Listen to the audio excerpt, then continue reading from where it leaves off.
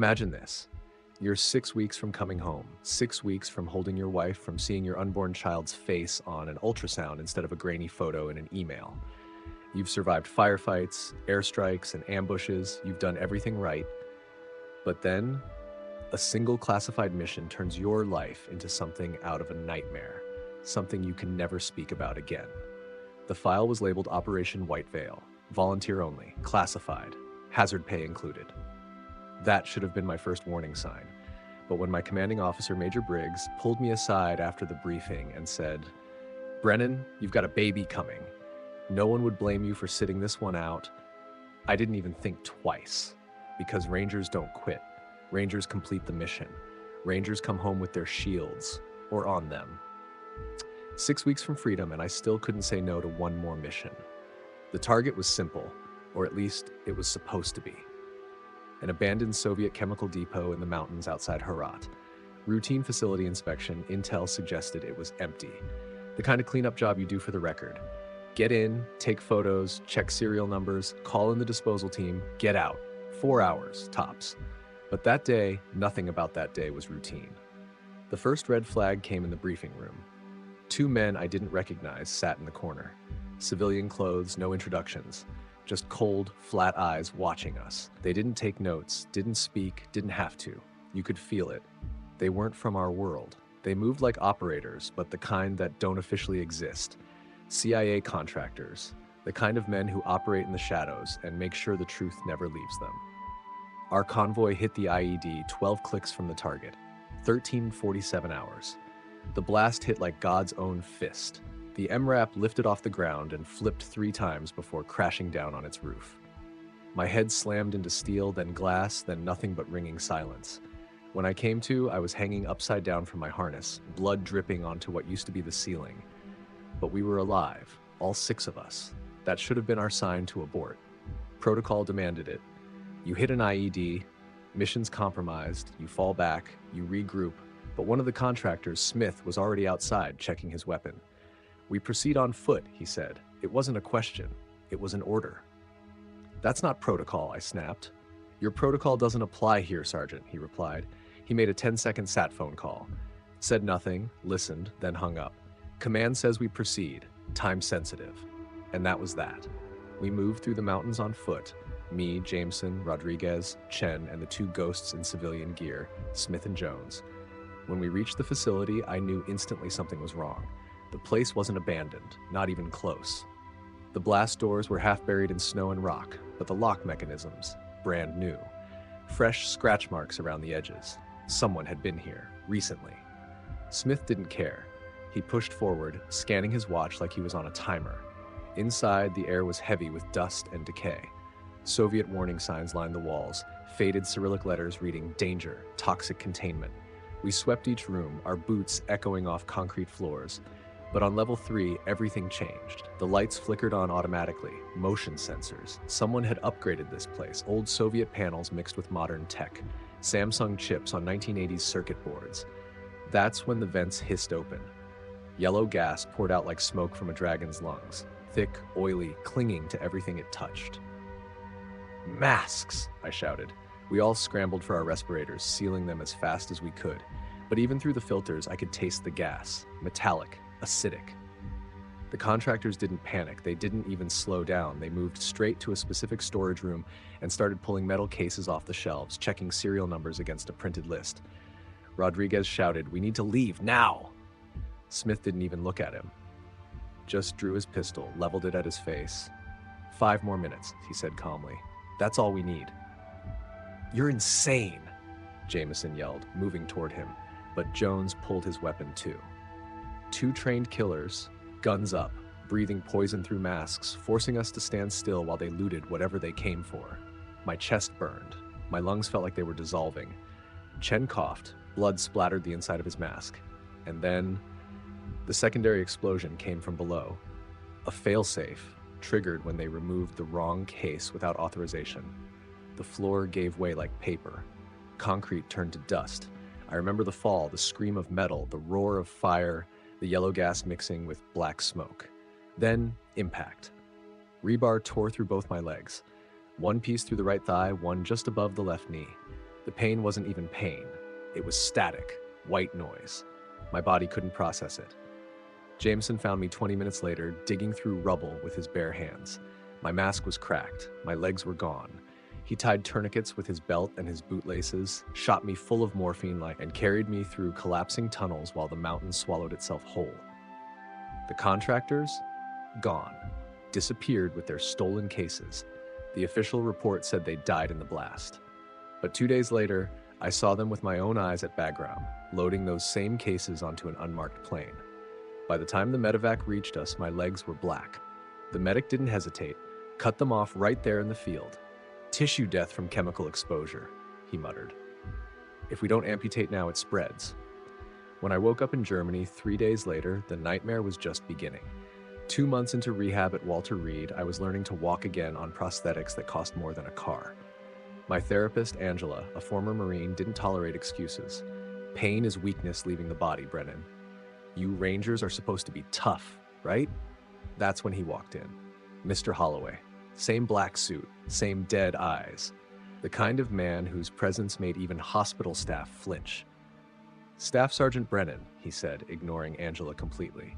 I need 5 minutes. She hesitated, then left. That's when I knew. This wasn't about rehab. This was about control.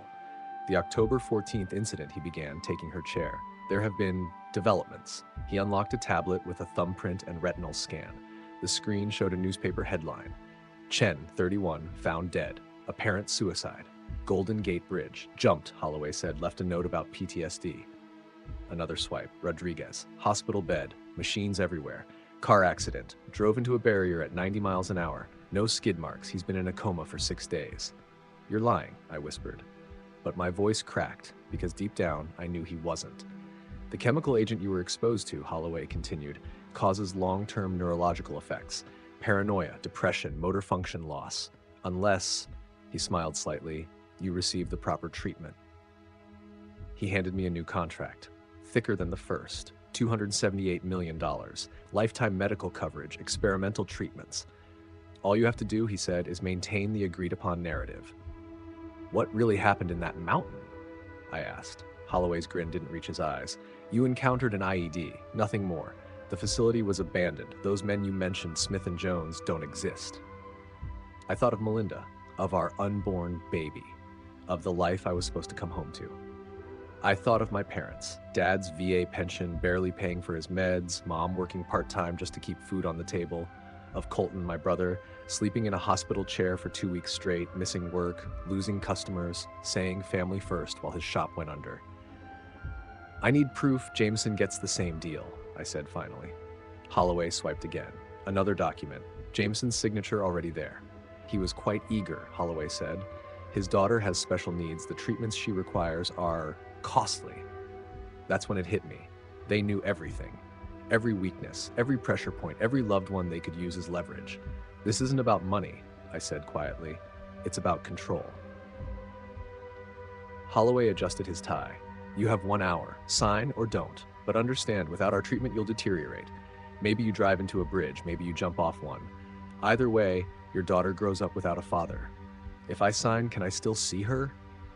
From a distance. No contact, but she'll be taken care of. He stood, buttoned his jacket, and walked out. 1 hour, Sergeant. Think about your legacy. I picked up the pen at 58 minutes. My hand trembled. Each stroke of ink felt like another bar in a golden cage. The money appeared in my account an hour after I signed. $278 million, just like he promised. The bank called it an inheritance. The lie was already in the system. But there was one thing Holloway didn't tell me. By signing, I hadn't just given up my right to speak. I'd given up my ability. 3 weeks later, Jameson called from a payphone. Riley, don't say anything. Just listen. Chen didn't kill himself. He was going to go public. Contacted a journalist. Then, dead. Rodriguez was run off the road. Black SUV. Their cleaning house. I tried to warn him, to scream, to tell him to run. But my voice locked. Nothing came out. I grabbed a pen to write, but my hand seized, cramped so violently I dropped it. Tried again with a pencil, snapped in half the second it touched paper. Riley, you there? Jameson's voice cracked through static. They told me you signed. I didn't. I couldn't. They can't buy what we saw on that mountain. All I managed to whisper was, be safe. Meaningless words. "I'm disappearing tonight," he said. "Someone has to remember. Someone has to tell the truth." The line went dead. That was the last time I ever heard his voice. That night, my phone rang again. Melinda. Her voice trembled. "Riley, there are men outside my apartment. 3 of them.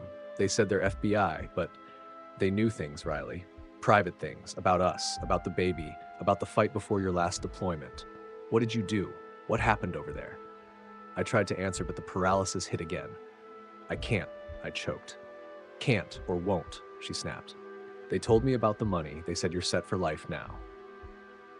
And that was the moment I realized this wasn't just about silence anymore. It was about erasing me completely, turning my truth into a classified myth.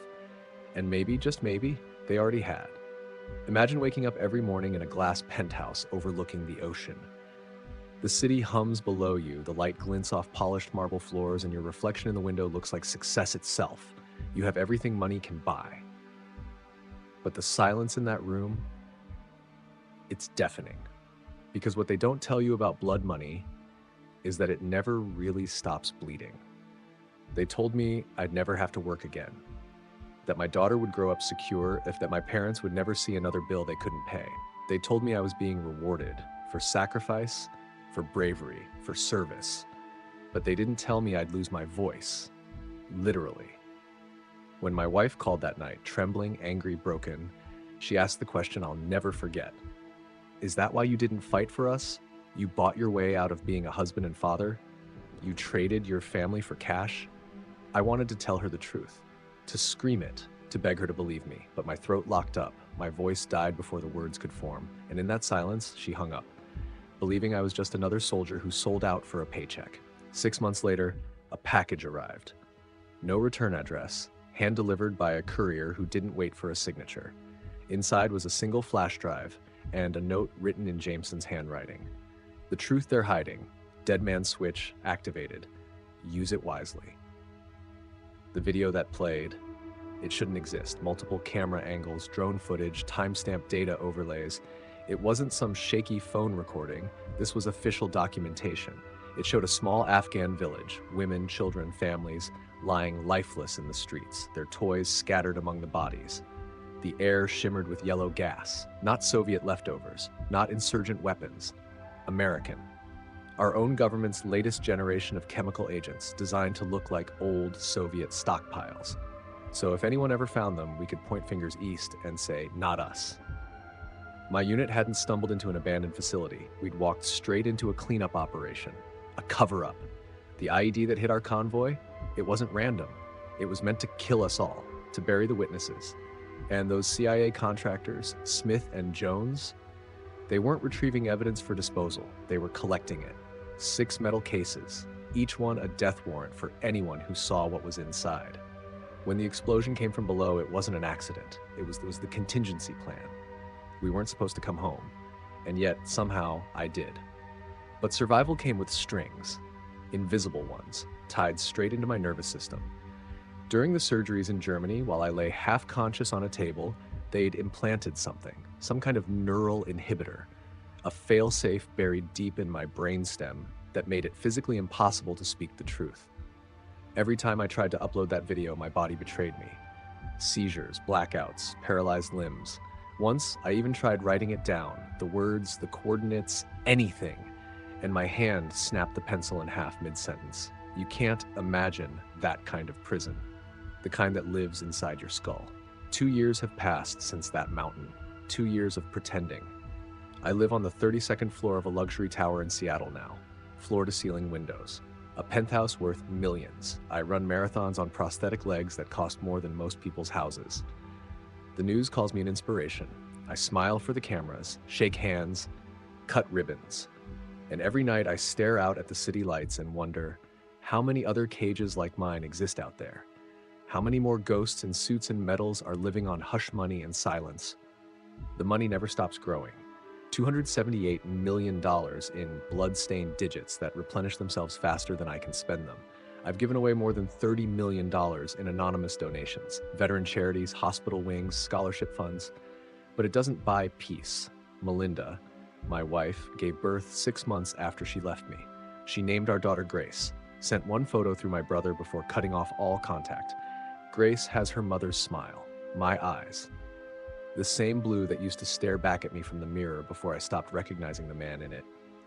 Melinda remarried last spring to a physical therapist named David, a good man, the kind of man who helps soldiers like me walk again. The irony? He's living the life I pretended to earn. A hero in truth, while I'm just a shadow wearing his skin. I send money through shell companies, anonymous trusts, hidden scholarships that will follow Grace her entire life, tuition, medical care, the best of everything. When she turns 25, she'll inherit $10 million from a distant relative she never knew existed. But she'll never know me. My father passed away 6 months ago, lung cancer, quick and merciless.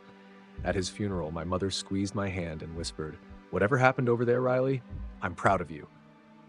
I wanted to tell her everything, but the words turned to dust before they reached my lips. My brother Colton still checks in sometimes, sends family photos. He thinks I'm just ashamed, embarrassed of the prosthetics. "Nobody cares that you lost your legs," he wrote once. "We just want you back." If only he knew that my legs were the least of what I lost. Jameson's officially missing, presumed dead. His family held a memorial last year, empty casket, folded flag. But every few months, I get a postcard. No message, just coordinates scribbled in tiny writing on the stamp. Each one points to a different place. Remote, unreachable, far from any extradition treaty. I've mapped them out over time, and when you connect the dots, it forms something strange. Not a pattern, not random either. It looks like a trail. And maybe, just maybe, Jameson is still out there, trying to do what I can't, tell the truth. But truth has a price. Here's what $278 million really buys. Silence disguised as security. Isolation dressed up as luxury. You can own anything, except honesty. Every conversation is a script, every relationship a cover story. The young woman who works as my assistant? Jennifer. She thinks I'm a lucky crypto investor. She smiles when she brings me coffee, asks about my day, tells me about her weekend plans. When she asked about my prosthetics, I told her I'd crashed a motorcycle. The lie came easily, too easily, because it's the only kind of truth I'm allowed to tell. But the worst part? Knowing they're still out there. The same men, the same suits, the same shadow projects buried under layers of national security. Somewhere, in some forgotten desert, another abandoned facility hides another atrocity waiting to be erased. And another unit, young, proud, loyal, will walk right into it, believing they're serving their country, believing they'll come home heroes. They won't. Last week, a kid approached me in a coffee shop, 25 maybe, missing an arm, still fresh out of Walter Reed. "Sir," he said, "I recognize you from the articles about the IED. My unit's deploying to the same region next month. Any advice?" I wanted to grab him, to shake him, to scream, "Don't go. Don't let them turn you into me."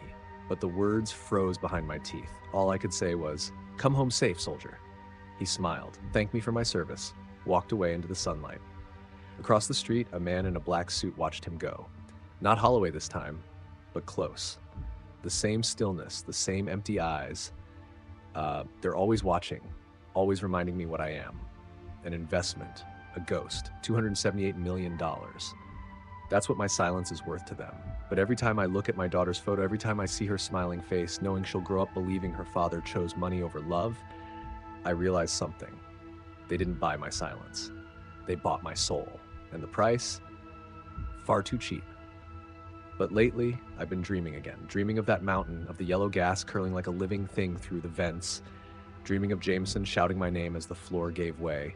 Sometimes I wake up convinced I can still hear him, whispering through the static of my prosthetic audio sensors.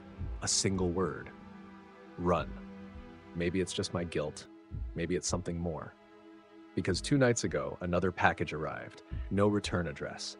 Just a flash drive. And a note. One line written in the same cramped handwriting I thought I'd never see again.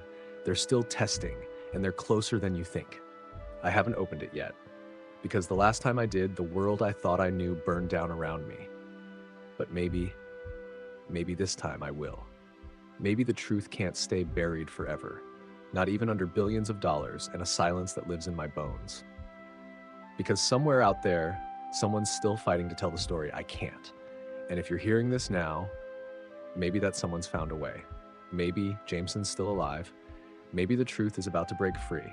And maybe, just maybe, it's already too late to stop it.